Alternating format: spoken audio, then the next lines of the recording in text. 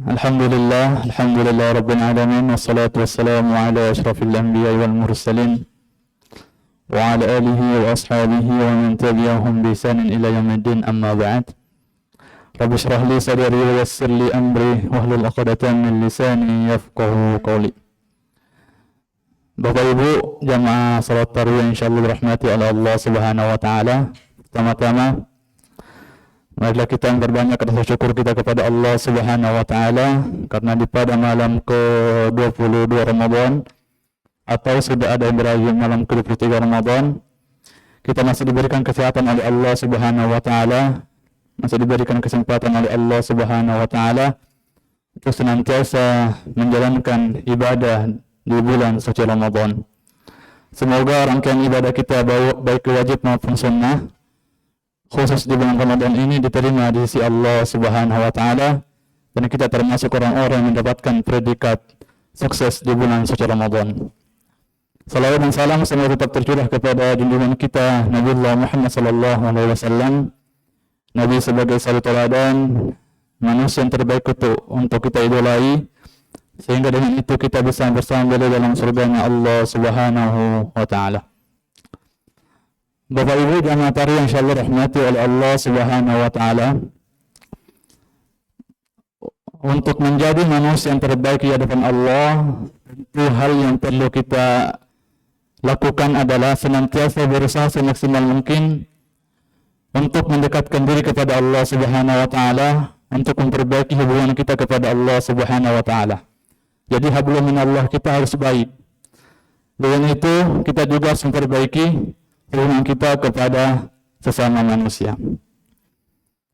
Selain kita sebagai manusia yang punya hak kepada Allah, yakni kita senantiasa beribadah kepada Allah Subhanahu wa taala, senantiasa menjalankan atas apa yang diperintahkan oleh Allah, kita salat, kita berpuasa di bulan suci Ramadan. Di lain sisi kita juga sebagai manusia sudah semestinya untuk selalu memperbaiki hubungan kita kepada sesama manusia.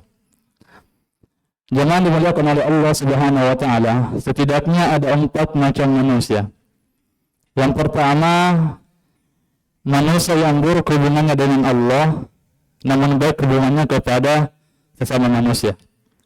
Yang kedua, buruk hubungannya dengan manusia, namun baik hubungannya kepada Allah Subhanahu wa taala. Dan ada juga manusia yang sudah buruk hubungannya dengan Allah, buruk pula hubungannya kepada sesama manusia. Dan terakhir, manusia yang baik hubungannya dengan Allah, baik pula hubungannya kepada sesama manusia. Nah, inilah poin keempat manusia yang terbaik di hadapan Allah Subhanahu wa taala. Maka mohon maaf jamaah ibu yang dimuliakan oleh Allah Subhanahu wa taala, seburuk-buruk manusia di antara kalian adalah orang yang buruk hubungannya dengan Allah, buruk pula hubungannya kepada sesama manusia. Jamaah yang dimuliakan oleh Allah Subhanahu wa taala, di mana bulan suci Ramadan ini ada satu hadis Nabi sallallahu alaihi wasallam yang sekiranya bisa menjadi acuan untuk kita, yang sekiranya bisa menjadi motivasi untuk kita agar kita bisa senantiasa bersemangat untuk mendekatkan diri kepada Allah Subhanahu wa taala, agar kita bisa senantiasa berusaha semaksimal mungkin untuk memperbaiki hubungan kita kepada sesama manusia. Jadi Rasulullah sallallahu alaihi wasallam bersabda, "Al-jannatu mushtaqatun ila arba'in nafar." Jadi kata Nabi, surga itu merindukan 4 golongan. Yang pertama talil Quran, wa hafizul lisan, wa mut'imut ta'am, wa sha'imi fi syahr Ramadan. Hadis riwayat Abu Dawud dan Tirmizi. Jadi kata Nabi tadi, setidaknya ada 4 golongan dirindukan oleh surganya Allah. Yang pertama talil Quran, orang yang senantiasa dekat dengan Al-Quran. Dan yang kedua, orang yang senantiasa menjaga perkataannya, orang yang senantiasa menjaga lisannya. Dan yang ketiga, orang yang senantiasa memberi makan kepada orang-orang yang kelaparan. Dan yang terakhir kata Nabi, yakni orang-orang yang senantiasa berpuasa di bulan suci Ramadan. Nah, dari hadis ini tentu sangat pas untuk kita jadikan sebagai motivasi dalam keseharian kita, untuk bisa menggapai ridhonya Allah Subhanahu wa taala. Apalagi di bulan suci Ramadan ini, bulan yang sama-sama kita ketahui bulan yang penuh dengan keberkahan, Bulan yang ampunan Allah Subhanahu wa taala kepada hambanya sangat luas, dan rahmat Allah Subhanahu wa taala akan diturunkan di bulan suci Ramadan ini. Semoga kita termasuk orang-orang yang dirindukan oleh surganya Allah Subhanahu wa taala.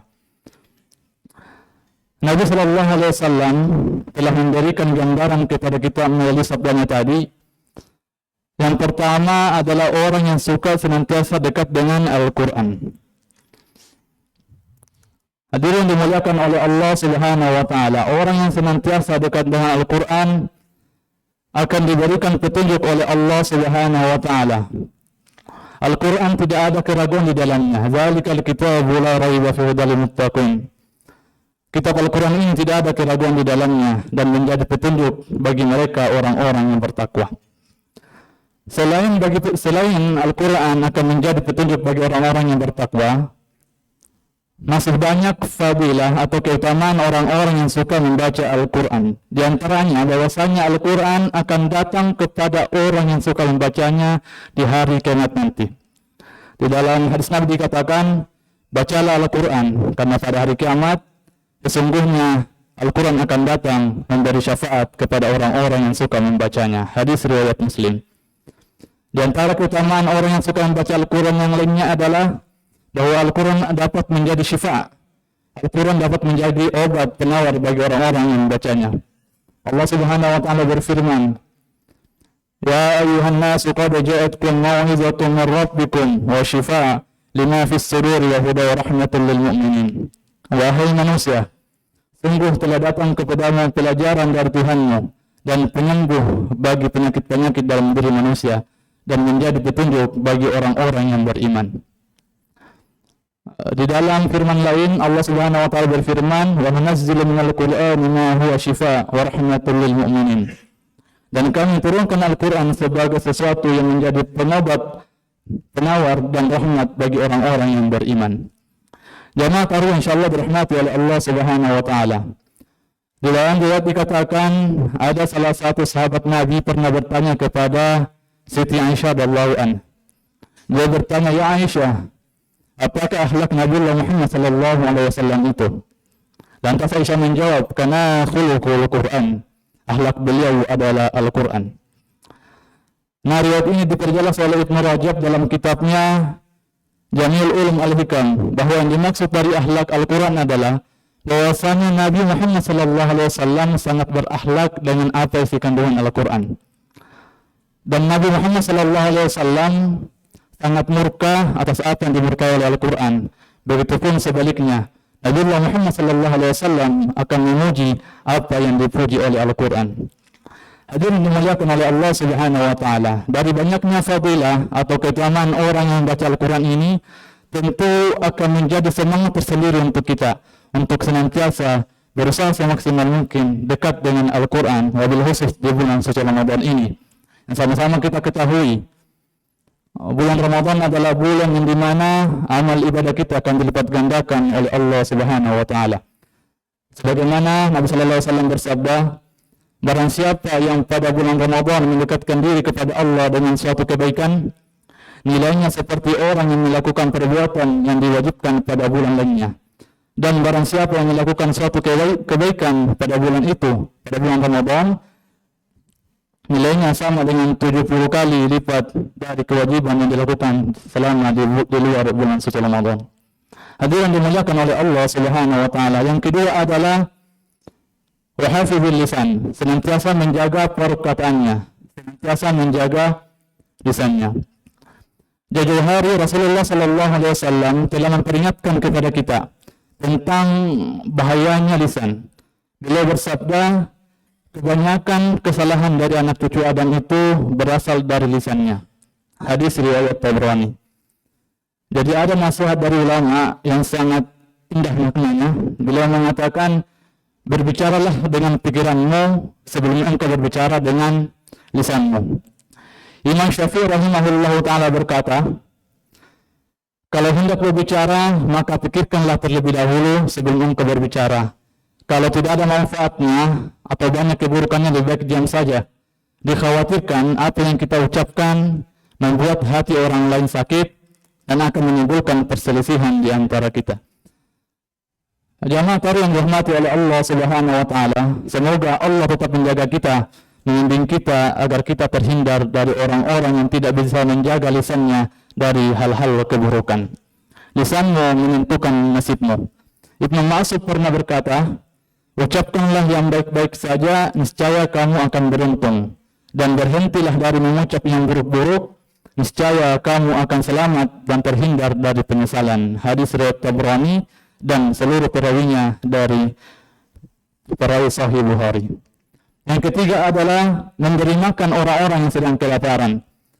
Nabi Muhammad SAW bersabda, sesungguhnya di surga terdapat sejumlah kamar yang bagian luarnya terlihat dari bagian dalamnya, dan di dalamnya terlihat bagian luarnya. Lalu seorang Arab Badui bertanya kepada Nabi Muhammad SAW, ya Rasulullah, untuk siapa kamar-kamar itu?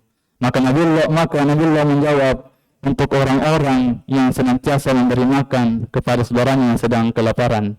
Hadis riwayat Tirmizi. Apalagi di bulan suci Ramadan ini, momen inilah yang terbaik untuk kita masukkan list nama kita untuk menjadi orang-orang yang dirindukan surganya oleh Allah Subhanahu wa taala. Kita biasakan di bulan suci Ramadan ini, sehingga di luar bulan suci Ramadan kita sudah terbiasa dengan amalan-amalan yang mulia ini. Hadirin dimuliakan oleh Allah Subhanahu wa taala. Yang terakhir adalah wasaimu fi syahr Ramadan. Senantiasa berpuasa di bulan suci Ramadan. Hari ini adalah hari ke-21 Ramadan, atau ada yang sudah masuk ke 22 Ramadan. Allah berfirman, ya ayyuhalladzina amanu kutiba alaikumus shiyam kama kutiba 'alal ladzina min qablikum la'allakum tattaqun. Jadi Allah Subhanahu wa taala memerintahkan kepada kita bagi orang yang beriman senantiasa berpuasa di bulan suci Ramadan, dan akan memberikan hadiah kepada kita, yakni derajat takwa. Semoga kita termasuk orang-orang yang mendapatkan predikat sukses di bulan suci Ramadan, dan kita dan seluruh amal-amalan kita diterima di sisi Allah Subhanahu wa taala. Senantiasa kita diberikan kesehatan dan kekuatan sehingga kita dapat menyelesaikan bulan Ramadan tahun ini dengan hikmat, mendapat ganjaran pahala sesuai apa yang dijanjikan oleh Allah Subhanahu wa taala, yakni derajat takwa. Wa tazawwadu fa inna khairaz zadi taqwa. Bertakwalah, karena bekal terbaik untuk menghadap Allah adalah ketakwaan. Wabillahi taufiq wal hidayah. Wassalamualaikum warahmatullahi wabarakatuh.